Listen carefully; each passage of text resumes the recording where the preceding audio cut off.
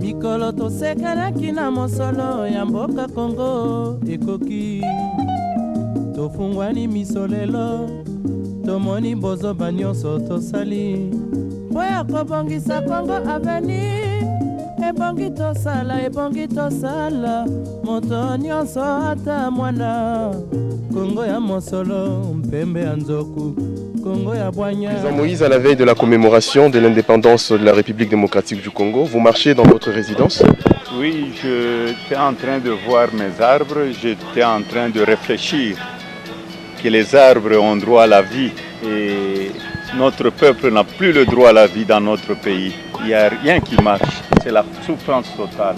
Qu'est-ce que nous devons faire pour changer tout ça?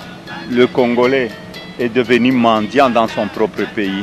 Le Congolais n'a plus de route, n'a plus d'électricité, de l'eau potable. J'étais en train de voir les oiseaux en train de grignoter. Mes frères et sœurs dorment dehors. Mes frères et sœurs sont en train d'être tués tous les jours à l'est du pays. Et j'étais en train de réfléchir. J'ai dit, trop de promesses, trop de discours inutiles, mais on oublie son peuple. Et nous devons tout faire. Comme le pape Jean-Paul II l'avait dit, n'ayez pas peur, nous allons nous mettre ensemble pour que cette situation change. Nous sommes un pays riche, mais la population est très pauvre. Si je pense à la joie de nos pères d'indépendance, quand on a eu l'indépendance en 1960, c'était des hommes valeureux.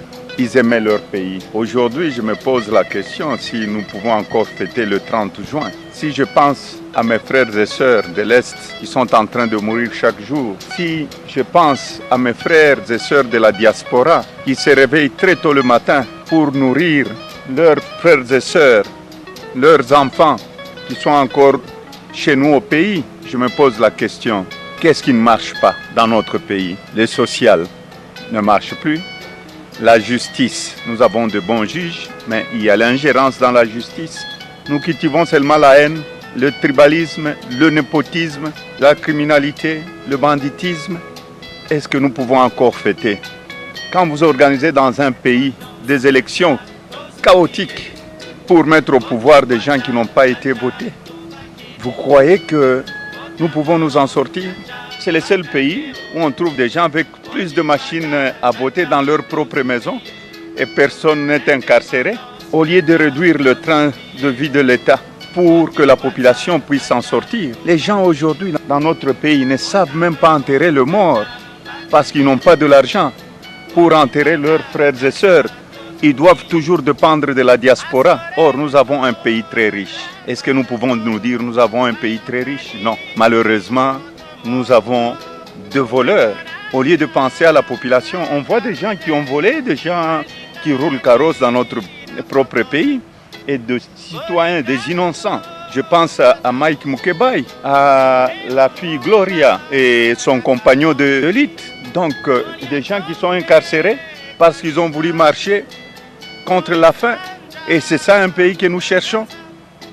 Jean-Marc Kaboun, tout ce monde-là, moi je crois, il est temps pour le peuple congolais de nous mettre ensemble et de dire non à cette dictature, non au tribalisme, non à ce qui se passe dans notre pays, où le voleur marche librement, où les gens qui luttent pour le social de leurs frères contre la faim, contre la guerre à l'Est sont incarcérés injustement. Donc, pour moi, je ne veux pas fêter. Pour moi, nous devons réfléchir. Pourquoi ça ne marche pas?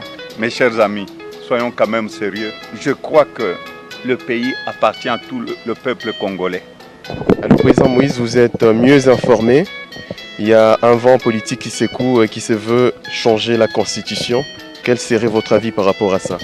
Vous savez, ce n'est même pas une question. On n'a pas le droit de changer cette Constitution. En 2015, j'avais prononcé pas de troisième faux penalty. Et nous nous sommes battus pour ça. Et nous nous battrons pour ça. Le vrai changement de la Constitution, c'est le social de la population congolaise. Les infrastructures au pays, les routes, la santé, les écoles. Les gens qui pensent à changer la Constitution Je crois qu'il faut être malade. Il faut être malade. Il n'y a rien qui marche au pays. La souffrance est totale. C'est parce qu'on veut s'éterniser au pouvoir? Non, il y a un temps pour tout.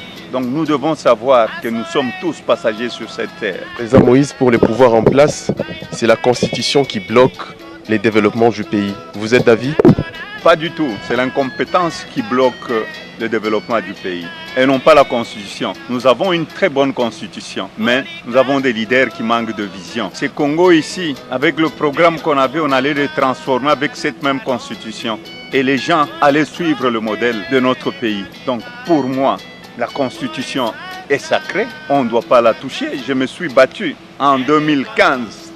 Si j'ai démissionné, c'était pour qu'on ne touche pas la Constitution. Dans la politique, il faut savoir, il y a le temps où on est au pouvoir et il faut savoir aussi plier ses bagages quand le mandat est terminé et non pas s'éterniser au pouvoir.